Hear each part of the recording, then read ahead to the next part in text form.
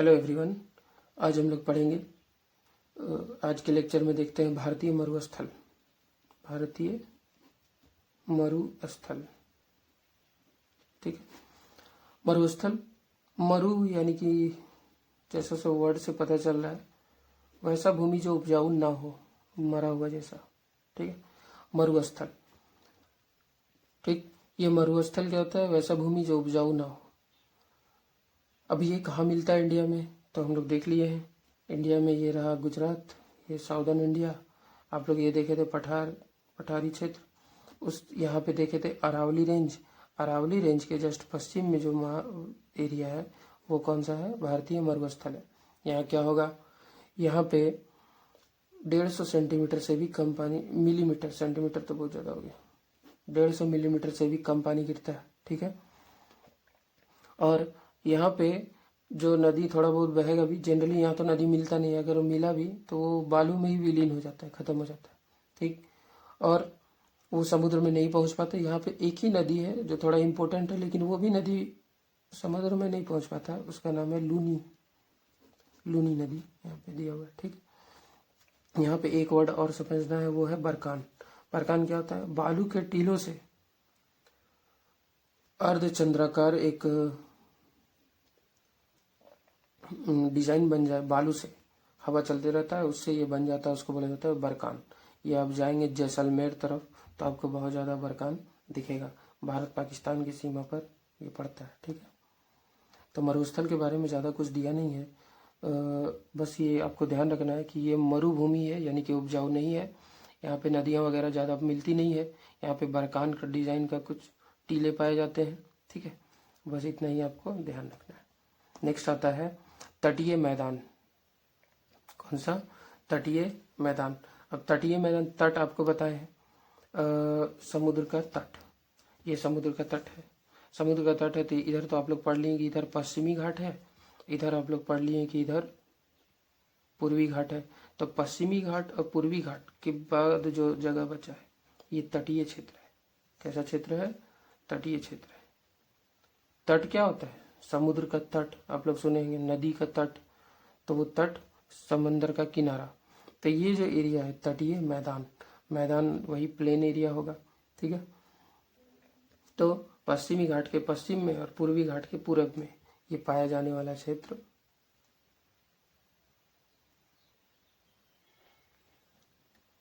कौन सा है? तो तटीय मैदान है।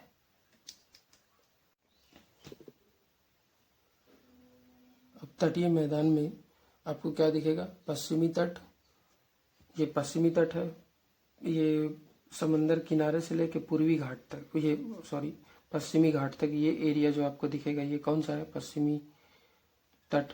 पूर्वी तट आपको कहाँ से कहाँ तक दिखेगा? समंदर के किनारे से लेके ये पूर्वी घाट तक, ये एरिया में आपको क्या दिख जाएगा? पूर्वी तट, ठीक है। यहाँ पे इसी क्षेत्र में आपको मुंबई, गोवा वगैरह मिलता है, ठीक। इस तट को 3 भाग में बांटा गया है। जो उत्तर का क्षेत्र है उसको बोला जाता है कोंकण एरिया, कोंकण। मध्य भाग को बोला जाता है कन्नड़ का मैदान, और दक्षिण वाले भाग को बोला जाता है मालाबार तट, ठीक है। मालाबार तट बोला जाता है। और पूर्वी साइड जो है इसको भी 2 भाग में बांटा गया है, ठीक है।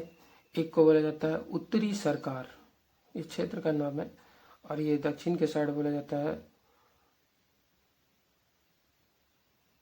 कोरोमंडल तट, ठीक है।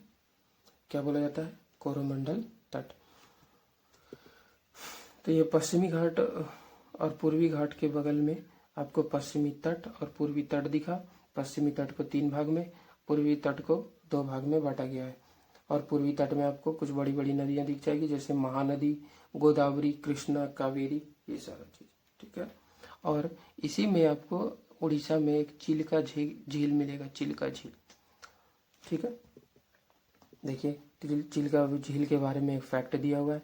चिल्का झील भारत में खारे पानी की सबसे बड़ी झील है, और ये उड़ीसा में महानदी डेल्टा में है, ठीक है। लास्ट आता है द्वीप समूह। देखिए द्वीप समूह क्या हुआ? द्वीप समूह आइलैंड, क्या बोलेंगे इंग्लिश में, आइलैंड। आइलैंड क्या है आपको बता चुके हैं, एक ऐसा भूमि जो चारों ओर से पानी से घिरा हो, उसको बोलेंगे आइलैंड। और हम लोग देखे थे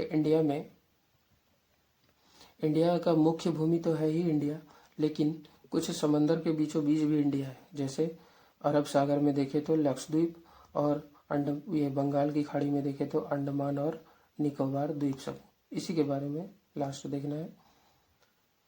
तो इंडिया में 2 द्वीप समूह पाया जाता है। देखिए आइलैंड का एक फोटो दिया है, ठीक है। एक लक्षद्वीप, चलिए यहीं पे बनी है, ये केरल के पश्चिम की साइड देखेंगे तो आपको लक्षद्वीप दिख जाएगा। ये छोटे छोटे परवाल द्वीप से बना है, ठीक। और इसको पहले बहुत सारे नाम से जाना जाता था, लकाद्वीप, मिनिकॉय, एमिन द्वीप। लेकिन 1973 में लक्षद्वीप का नाम लक्षद्वीप पड़ा था। ये बहुत ही छोटा 32 किलोमीटर स्क्वायर में फैला हुआ एक क्षेत्र है, ठीक है। और यहाँ का जो प्रशासनिक मुख्यालय यानी कि समझ लीजिए राजधानी जैसा, वो आपको कावारत्ती है। कौन सा? कावारत्ती। देखिए फैक्चुअल चीज़ है, समझना कम है, इसीलिए आपको फैक्ट ही बता रहे हैं। कुछ समझने लायक ज़्यादा है नहीं, समझने लायक ये था, बता दी। फिर आता है,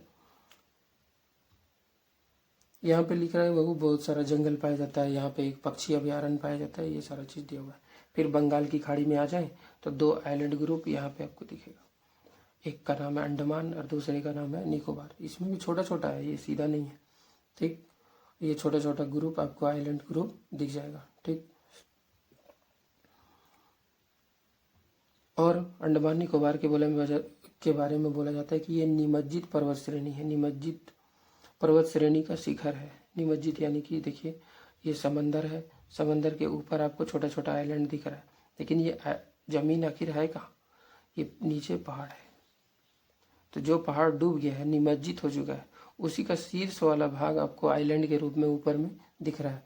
जनरली जो अंडमान निकोबार है वो ऐसा ही द्वीप समूह है, ठीक है।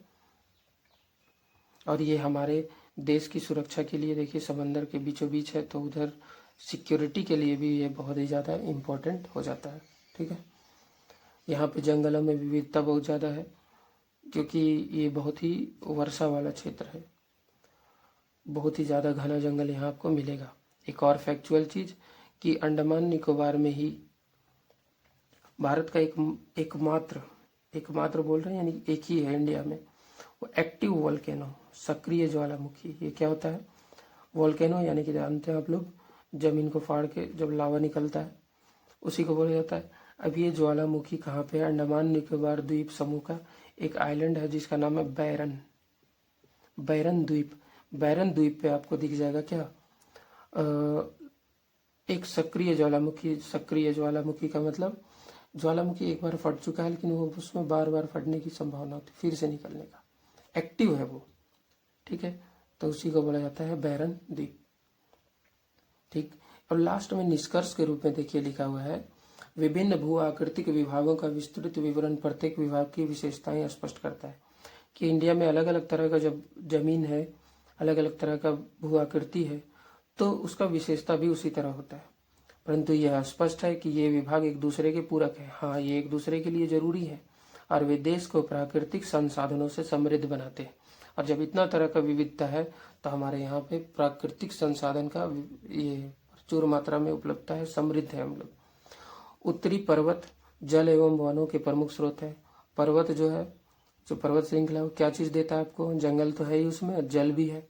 उत्तर का मैदान देश को अन्न देता है और दुनिया को देता है। और इसी से प्राचीन सभ्यताओं का विकास को बल मिला था। जो आप लोग हिस्ट्री में बहुत सारा साम्राज्य देखते हैं, दुनिया में पहला साम्राज्य इसी क्षेत्र में बना है। ऐसा क्यों बोलते हैं? क्योंकि ये बहुत ही ज्यादा समृद्ध क्षेत्र है, ठीक है। पठारी क्षेत्र में बहुत सारा खनिज मिलता है जो देश को औद्योगिकरण में आगे बढ़ने में भूमिका निभाता है। तटीय क्षेत्र, जो तट देखें, वो मत्स्यन के लिए, और पोत यानी कि वो जो नाव आके रुकता है, व्यापार जो दुनिया में होता है उसके लिए जहाज आके रुकता है, उसके लिए वो बहुत ही ज़्यादा उपयुक्त है। इस तरह भारत जो है वो भौगोलिक आकृति में बहुत विविध है, जो इसका विकास का आधार तय करता है। ठीक है, तो ऐसा चैप्टर था, थोड़ा लंबा था, पार्ट ज़्यादा हो गया, लेकिन कोई नहीं, आपको क्या टेंशन है, बस पढ़ना है, देखना है, इंडिया को समझना है, हो गया। ज्योग्राफी समझा हुआ रहता है तो उससे बेहतर ही हिस्ट्री समझने में मदद मिलता है। ठीक है, और ज्योग्राफी सबसे इम्पोर्टेंट है, उसके बाद उस और जो सब्जेक्ट है वो ज़्यादा समझने में आसान होता है। ठीक है, बाकी ये सारा क्वेश्चन देखिए आप। क्वेश्चन जो है, एक स्थलीय भाग जो 3 ओर से समुद्र से घिरा हो, बताइए आप ही लोग, कमेंट करके बताइए। भारत के पूर्वी भाग में म्यांमार की सीमा का निर्धारण करने वाले पर्वतों का संयुक्त नाम। बोल रहा है पूर्वी भाग जो ईस्टर्न इंडिया है, तो ये म्यांमार इंडिया और ये म्यांमार, याद कीजिए हिमालय ऐसे आता है और इधर मुड़ जाता है। तो ये जो मुड़ा हुआ है इसको क्या बोला जाता है, इस पहाड़ी का नाम बताइए। गोवा के दक्षिण में स्थित पश्चिमी तटीय पट्टी, उसका नाम बताना है, और पूर्वी घाट का सर्वोच्च शिखर। ये सारा आप लोग कमेंट में आंसर बताइए। ठीक है, यहीं तक आज रखते हैं। धन्यवाद, थैंक यू।